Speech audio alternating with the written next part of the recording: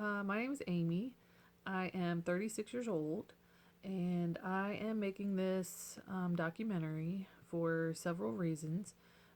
One, for my children, um, my grandchildren, maybe one day, myself, and I'm also making it for everyone out there that would like to know a little more about the preventative double mastectomy um, procedures, processes, what goes on, what happens. I did a lot of YouTube looking, researching online, trying to find out everything I could find out before my journey with this. So I wanted to put a video out there to help other people that were researching for themselves. I'll give you a little bit of back history. I have a long family line of breast cancer. My mom's mom had breast cancer. My mom's sister had breast cancer at 40 years old. And my mom, in mid 50s, was diagnosed with breast cancer. My mother had a double mastectomy a few years ago, and by the time she had her double mastectomy, it was too late. Her cancer had spread to her lymph nodes, to her lungs, her chest wall, and so despite radiation and chemo and those things, it didn't work for her cancer. Her cancer just kept going. This is a very aggressive cancer.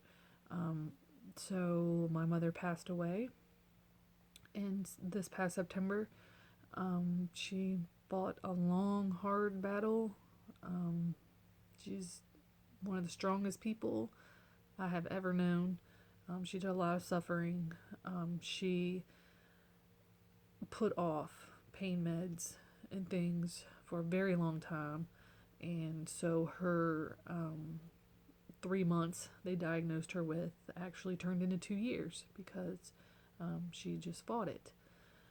So during that time, her cancer fight and everything that she went through, my mother wrote this book, and it's called Impressions Behind the Pink Ribbon by Norma Woody. And it's a great book.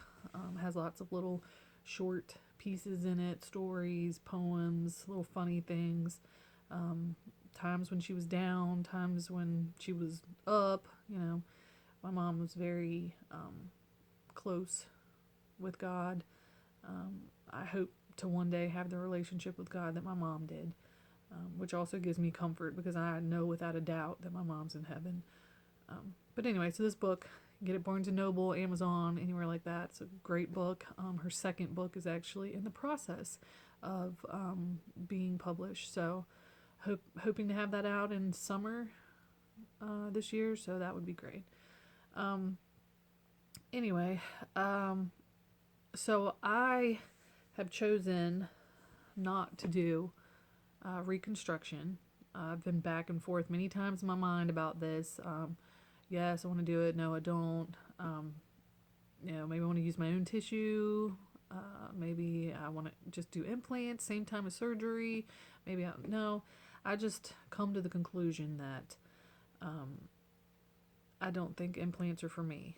I had a hysterectomy in September 2015, also to prevent cancer, and I also have a connective tissue disorder called Ehlers-Danlos, and it causes a lot of problems. Joint pain. I can't do any repetitive motions. Scrub something in the same spot for too long. I can't use my arm the next day. That kind of thing. And so when I had my hysterectomy, I also had a mesh put in and a sling to hold everything up because connective tissue doesn't work very well for me. And I've had a lot of pain and discomfort from that, and have done a lot of reading and research about how your body kind of sees mesh and slings and all these foreign implants as a foreign body, which it is, and your body kind of fights it. It's kind of always up in arms trying to fight this foreign thing. And so I don't want to put a new form of foreign bodies inside of me. So I have decided not to reconstruct. Hopefully, it won't bother me too bad. I'm sure I will have some times where psychologically it's probably going to mess with me a little. And I've done a lot of research with clothing, what kind of stuff I can wear afterwards. I'm thinking lots of ruffles, things to camouflage, that kind of thing. Maybe at some point I just won't even care, honestly, and wear whatever I want to. I don't know. I've just done a lot of research, and maybe I'll do a video at some point of clothes, things that are okay, because I've done a lot of looking for that too, and there's not a whole lot out there. My hair is really short. I've gradually cut it shorter and shorter and shorter. It'll be easier for my husband to wash for me and take care of, easier for me because I don't have to really do a whole lot to it. And gradually I guess it'll just grow back and everything will get back to normal. But this point my surgery is on Tuesday and it is Sunday. It's Sunday in the middle of the day, and my surgery is Tuesday morning. So starting to get a little nervous, but I guess that's expected. But I'm gonna try to be brave. I'm gonna try to be superwoman here. I'm gonna do this thing. I promised my mom that I would take care of it, and I put it off, being there for her and helping to take care of her, and now it's my job to step up. So that's what I'm gonna do. So I am going to make other videos on this journey, and hopefully the next one I'm going to make here is going to be everything that you need for this, as far as I've read and researched and have been told. I'm going to let you know what you should have with you, and if I find during this process that there's things that I wish I had and didn't realize I should have had, I'll also let you know that later too. And hopefully I will be able to document going to the hospital, being at the hospital after surgery, being at home.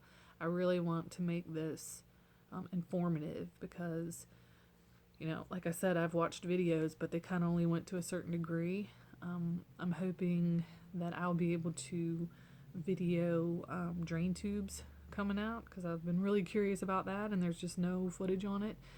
And I'm hoping to show everything. And so if you're a little squeamish or you don't want to see anything like that, then just be forewarned that I'm going to be real about this. I want women that have to go through what I'm about to go through to know the for real ins and outs. So anyway, I will talk to you guys again later.